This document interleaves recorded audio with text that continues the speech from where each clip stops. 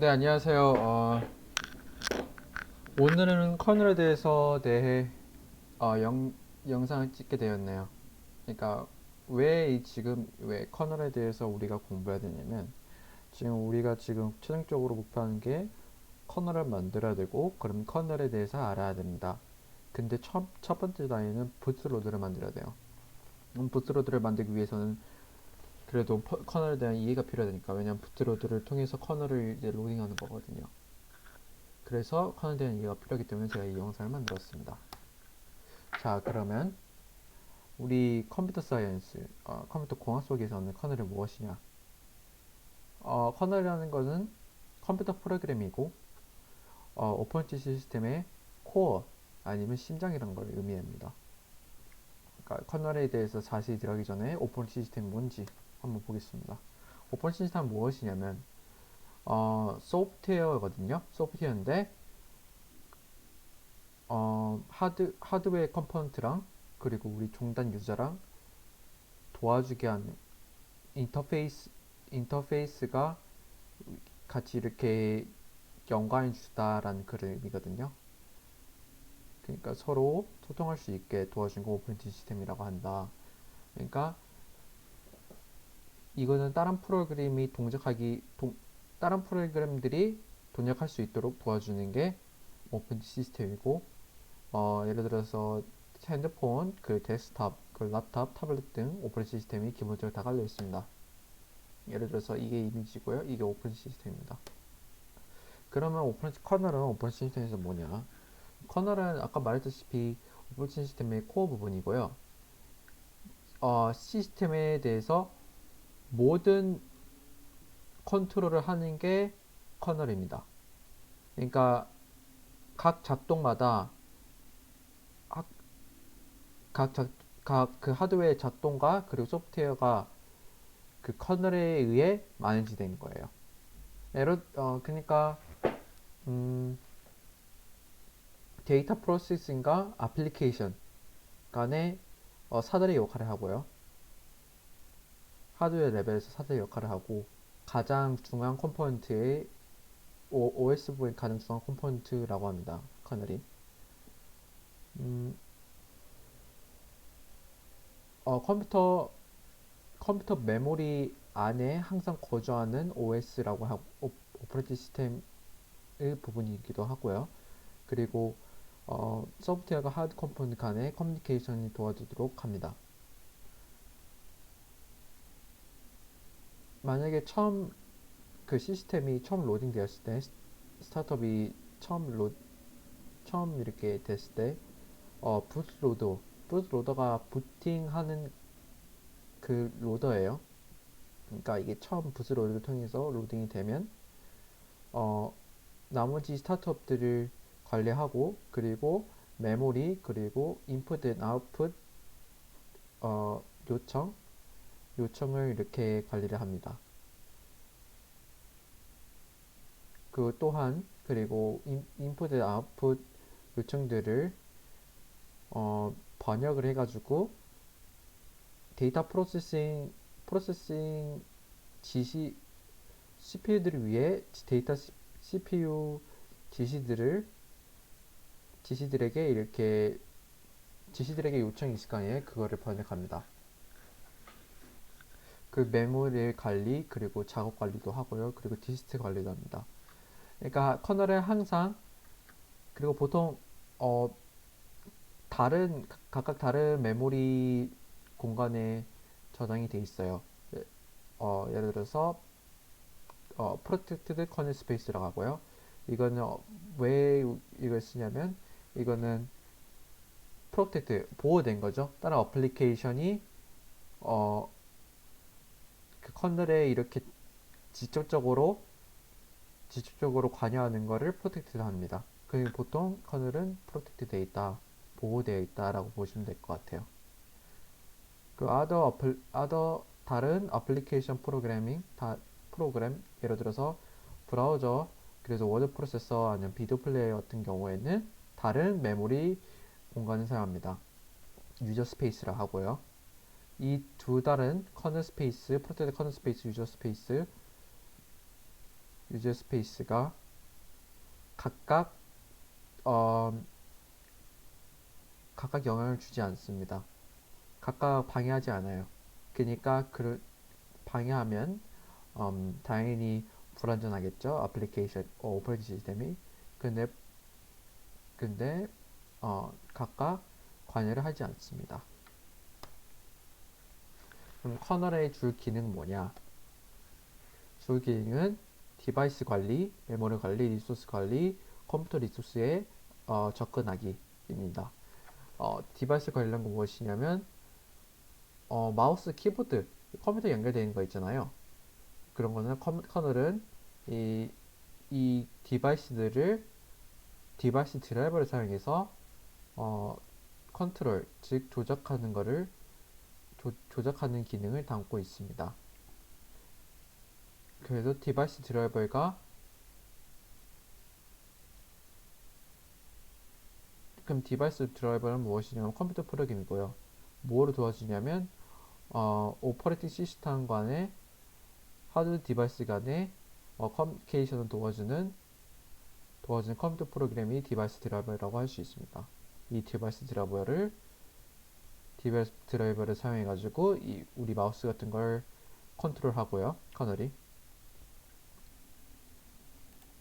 그리고 다음은 메모리 관리입니다. 커널은 메모리 컴퓨터 메모리에서 메모리 접근하는데 어, 완벽한 다 풀 의미가 우리 다 풀이라는 말이죠. 모든 컨트롤을 하고 있습니다. 각각 프로세스가 동작하려면 각각 메모리가 있어야 되는데 이 커널은 이 프로세스 보고 프로세스가 메모리에게 접근하는 거를 안전하게 접근하는 걸 도와주는 게 커널의 역할입니다. 그 메모리를 할당하려면 첫 번째로 알아야 될 게 벌추얼 어드레싱이고 페이징 그리고 세그멘테이션이 있습니다. 벌추얼 어드레싱은 어, 벌추얼 벌추얼 주소 공간 프로세스 보고 가상 주소 공간을 제공하는 거를 벌추얼 가상 어드레싱이라고 해요. 이거는 그러면 두 애플리케이션이 각각 크래싱 되는 걸 망가지는 걸 방지합니다. 리소스 관리. 리소스 관리는 그 리소스를 서로 다양한 다양 다양한 프로세스랑 사이에 그 리소스를 관리하는 게 이제 커널의 역할이고요. 그리고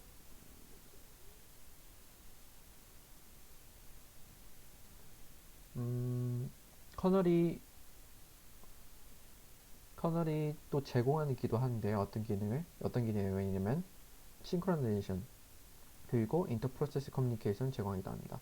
싱크로나이제이션은 동기화하고요. 인터프로세스 커뮤니케이션은 우리 프로세스를 보면 다른 프로세스를 직접적으로 가기가 힘들어요. 왜냐하면 보안적인 이유로 샌드박싱이라는데 그거를 그래서 각각 메모리가 프로세스를 사용하려면 각각 메모리가 있어야 될 거 아니에요. 그 메모리가 있으면 어, 이렇게 바로 직접적으로 이렇게 다른 프로세스 보고 영향을 주는 게 아니라 커뮤니케이션 할 수 있어요. 이 프로세스 끝났으면 다른 프로세스를 해달라 커뮤니케이션 할 수 있는데 이게 인터프로세스 커뮤니케이션이라고 합니다. 그리고 컴퓨터 리소스에 접근할 수 있고 컨들이 그러니까 램 그리고 인풋 아웃풋 디바이스 그리고 네 그리고 뭐 인풋 아웃풋 디바이스 그 램도 이렇게 접근이 가능하고요.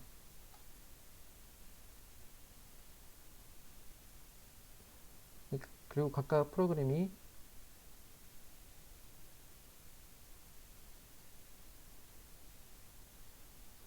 메모리에 접근해야 되는데 실행하려고 메모리 접근해야 되는데 근데 거의 다 메모리를 더 원합니다. 그러니까 커널은 왜냐하면 메모리 다 원하는데 일반 필요한 것보다 더 원하는데 커널이 이 메모리를 접근하고 관리해주는 역할을 해요.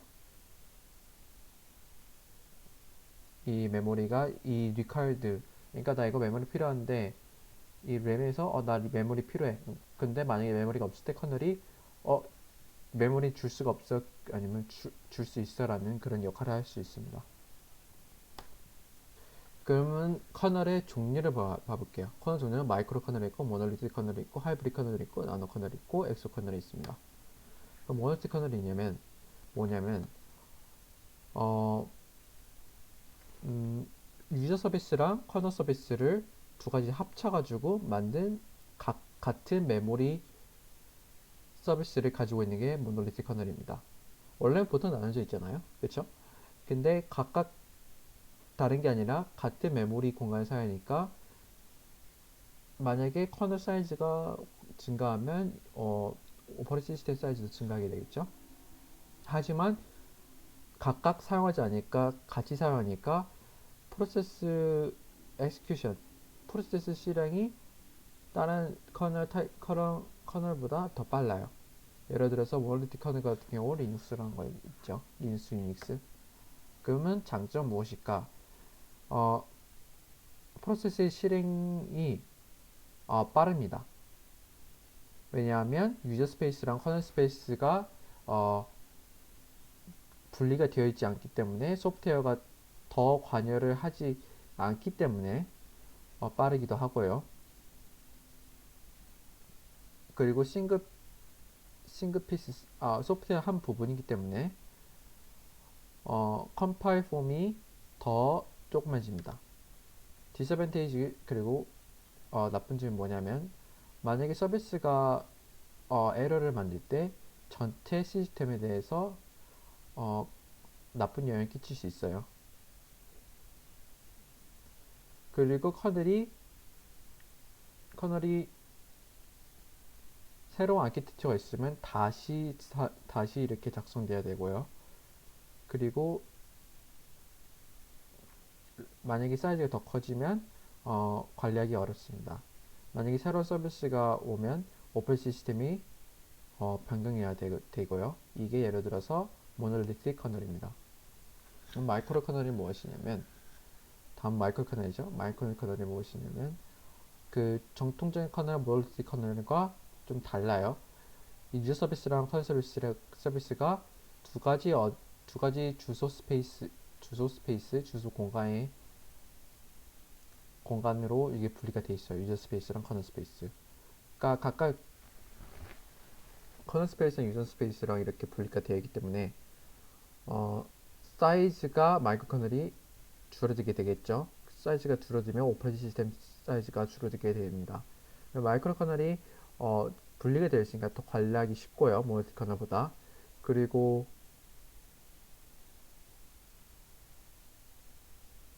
만약에 더 큰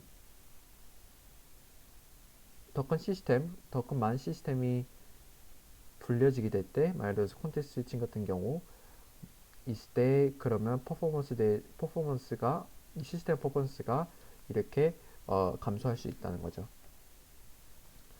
이 커널들은 메시징 패싱 시스템이라고 하는 걸 사용하는데요.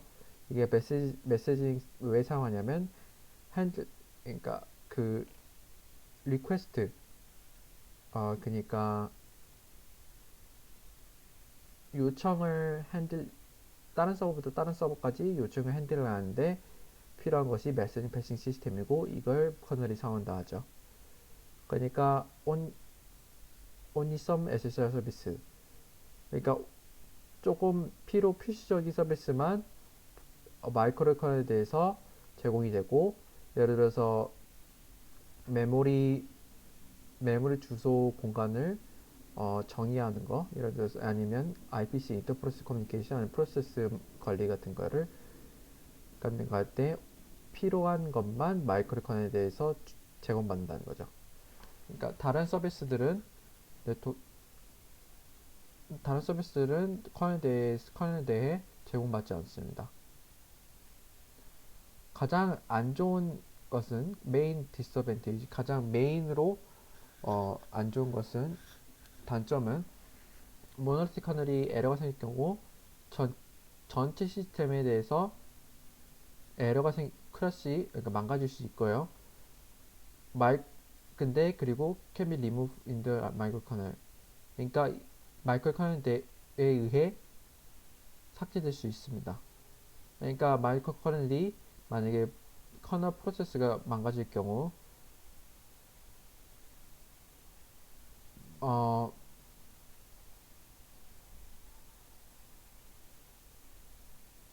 아, 다시 재시작하면 이 망가지는 걸 방지할 수 있다라는 거죠. 이게 마이크로 커널이 그럼 다시 말하면 쉽게 관리가 될 수 있고 그리고 새로운 서비스가 있을 경우 어, 쉽게 추가될 수 있다는 거죠. 전체 오퍼 시스템을 변경하는 게 아니라 마이크로 커널 왜냐면 이렇게 분리가 되어 있으니까 더하기도 쉬운 거죠. 그리고 커널 프로세스가 만약에 망가진 경우 그냥 전체 시스템이 커널이 망가질 경우 전체 시스템이 망가지는 걸 방지할 수 있다라는 거죠. 그 단점이 무엇이냐면 만약에 인터페이싱이 소프트, 소프트웨어 인터페이싱이 더 필요하니까 그럼 시스템 퍼포먼스가 더 낮게 되겠죠. 그리고 프로세스 관리가 매우 어렵습니다. 왜냐하면 분리가 되어 있으니까요.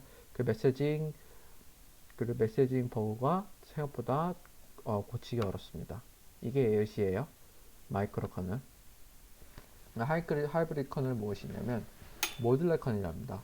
그러니까 모듈러라는 거 무엇이냐면 모듈러라는 거는 디자인 시스템이고요. 모듈을 사용하는 모듈을 사용하면 이 한 독립져야 되고 다른 모듈이 여행 같이 변경듯이 다른 모듈에 대해서 변경이 되면 안 되잖아요. 그게 모듈러라 합니다. 그거를 모듈러 커널이라는 건 대략 어, 모놀리틱 커널이랑 마이크로 커널이랑 합친 거고요. 그리고 스피드의 모노리틱 커널과 모듈러리티 커널을 가져오는 겁니다.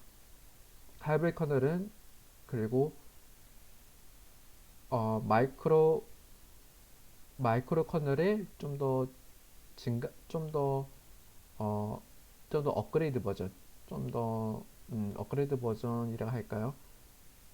더 나은 버전이라고 할 수 있고요. 예를 들어서 어, 추가적인 프로퍼티가 모노리틱 프로퍼티에 같이 마이크로 커널과 이렇게 플러스 돼가지고 좀 더 나은 버전이라고 할 수 있고요. 커머셜 OS 그러니까 커머셜은 음, 컴퓨터의 광고잖아요. 광고 OS 광고를 위한 오퍼레이팅 시스템을 위해 주로 사용이 되고요. MS 윈도우 같은 거. It is similar to microkernel. 그러니까 마이크로커널과 비슷하고 그리고 조금 추가적인 코드를 이제 커널 스페이스에 넣을 수 있습니다. 시스템 퍼포먼스를 증가시키기 위해서요. 하이브리드 커널은 그리고 어, 허용하는데 어떤 거를 허용하냐면